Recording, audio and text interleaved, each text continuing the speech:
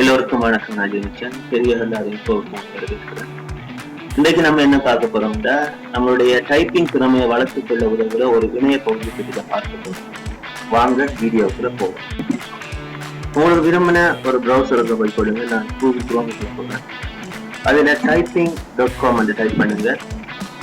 இவ்வாறு செய்தோடனே முதலாவதாக அந்த இணைய பகுதி வரும். அதை கிளிக் பண்ணி ஆன் பண்ணி கொள்ளுங்க. அதில் மேலே பார்த்தீங்கன்னா ஸ்டூடெண்ட் லொக்கின் இருக்கும், அதை கொடுத்து கொள்ளுங்க.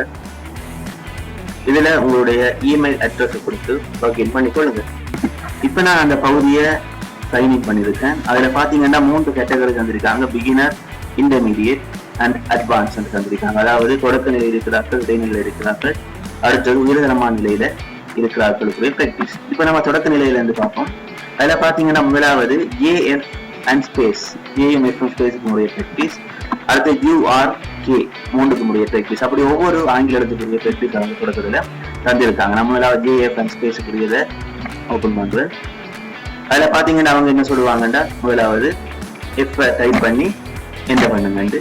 இதுல பாத்தீங்கன்னா ஸ்மால் F தந்திருக்காங்க. Small F, small F, small J, F, J, அதுக்கப்புறம் F, F, F, J.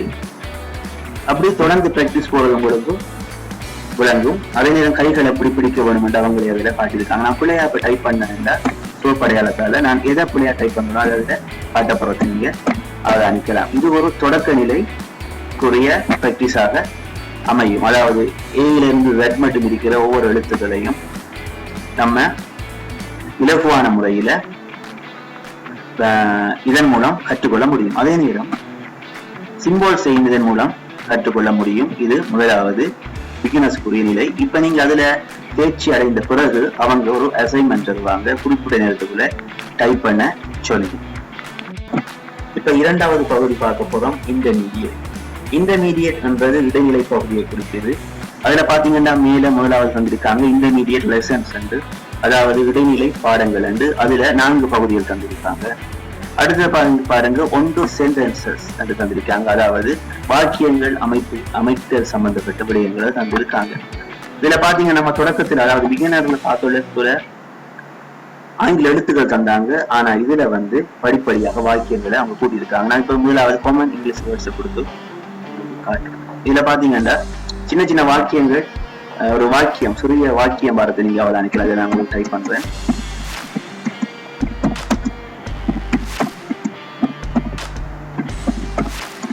நீங்க டைப் பண்றது கீழே போய் கொண்டிருக்கிறது நீங்க அவதானிக்கலாம்.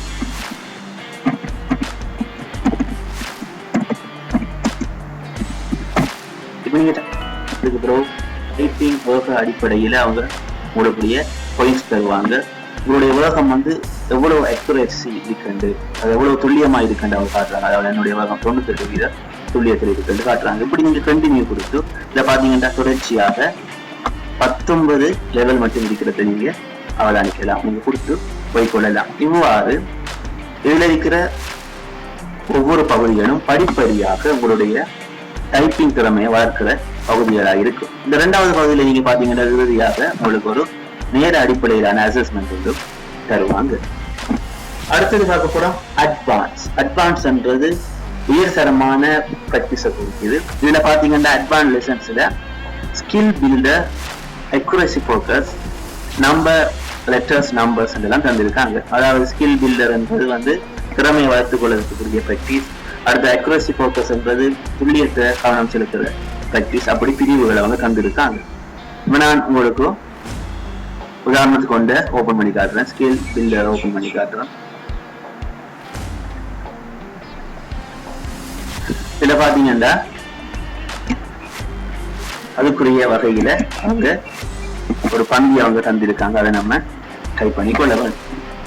இந்த பகுதி முடிஞ்சதுக்கு பிறகு பாத்தீங்கன்னா கீழே வளமையா தாரது போல அசஸ்மெண்ட் தந்திருக்காங்க.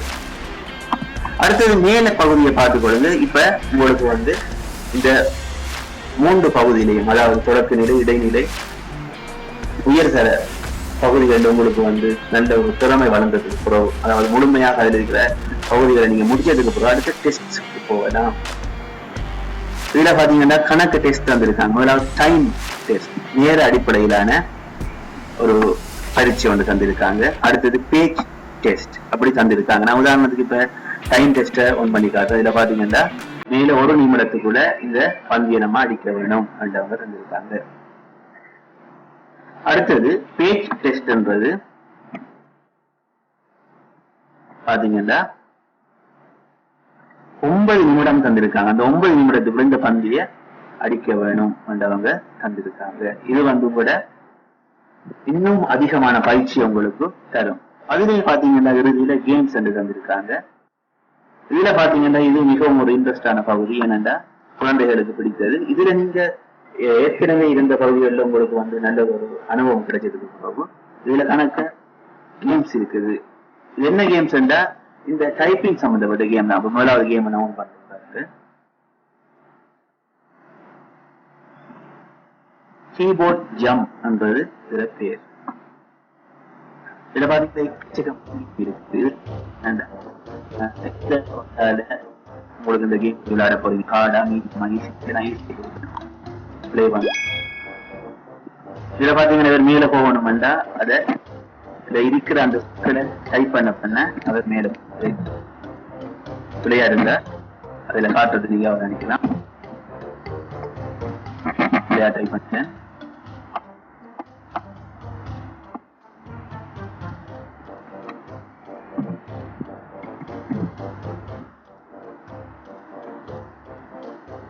வைக்க போறேன். திரும்ப அந்த கேம் எடுத்து போறேன். ஒரு சிறந்தது ஒரு பகுதி. நம்மளோட பிள்ளைகள் வந்து இன்ட்ரெஸ்டாக இதை படிச்சு கொள்ளும். அதே நேரம் திரும்பி பார்த்தோம்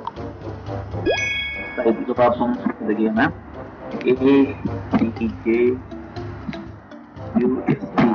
மேல போவாரு. அடுத்தது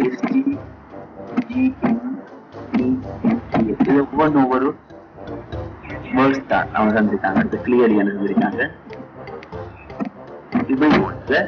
விளையாடி கொண்டிருக்கிறேன். அதுல கணக்கு கேம் இருக்கு. இது மிகவும் ஒரு உதவியான ஒரு இணையதள பகுதியாக உங்களுக்கு இருக்கும் என்று நம்புறேன். மீண்டும் ஒரு டுட்டோரியல் உங்களுக்கு முக்கியம்.